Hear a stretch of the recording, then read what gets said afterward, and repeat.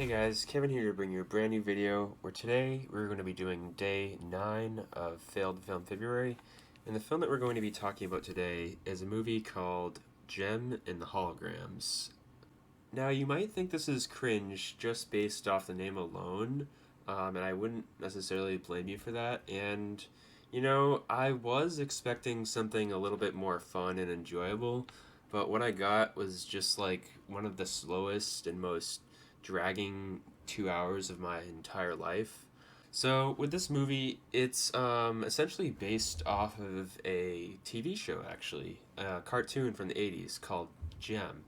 And apparently from what I've seen, people are saying this isn't very like faithful to the series anyways, but also it's just like not a good film, which is something I can definitely get behind.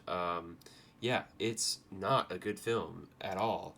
I mean, it's just like, you think this is just like a fun, like easy story to like watch, but really it's like not. It's actually like really like painful to get through.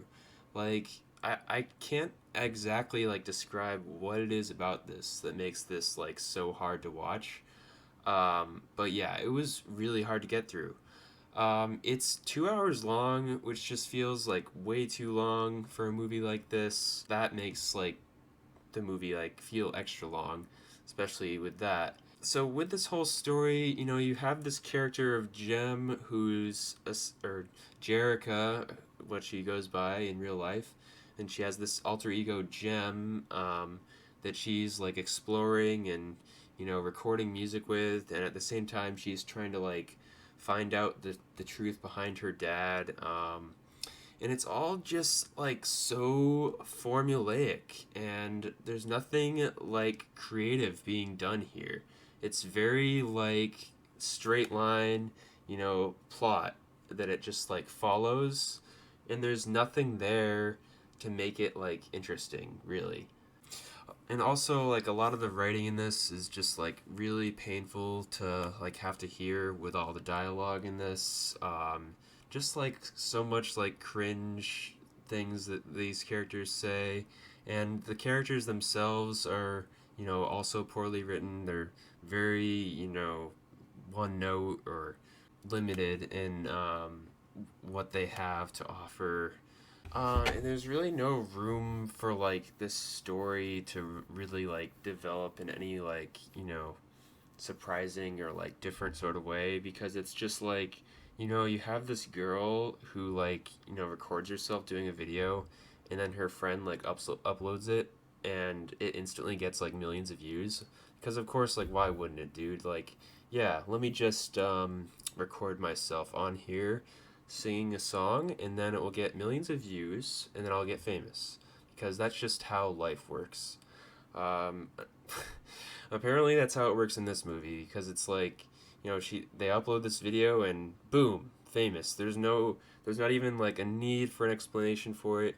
She instantly gets famous. She flies out to LA. She starts doing shows with her bandmates. It's all just like very like you know straight through, like there's no like rationale for what's going on. It's just like, yeah, this is what's happening, and it has no good reasoning. It's just you know this straight line plot.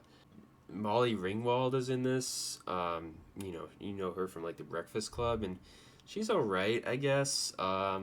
Juliette Lewis is in this as like one of like the worst, like most one-dimensional, limited characters I've ever seen. She is like awful. She like plays this like villain who is just like, I mean, absolutely nothing original being done there.